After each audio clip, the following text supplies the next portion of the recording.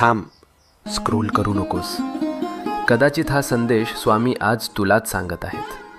आपण सगळे प्रार्थना करतो ना, रात्री उशीवर डोकं ठेवल्यावर मनातलं सगळं देवाला सांगतो आणि मनापासून अपेक्षा करतो की उद्या काहीतरी बदल होईल.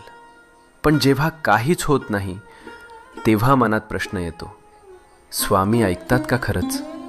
ऐक, स्वामी नेहमी उत्तर देतात. फक्त उत्तराची वेळ आणि भाषा आपल्याला लगेच कळत नाही. जेव्हा काही आपल्या भल्यासाठी असतं तेव्हा स्वामी हो म्हणतात. जेव्हा ते आपल्याला दुखवणार असतं तेव्हा स्वामी नाही म्हणतात. आणि जेव्हा आपल्याला अजून थोडं मजबूत व्हायचं असतं तेव्हा स्वामी शांतपणे म्हणतात, थांब, योग्य वेळी देतो. म्हणून हार मानू नको. तुझ्या प्रार्थनेचं उत्तर येतंय. फक्त थोडा विश्वास, थोडा धीर, मनात शांतपणे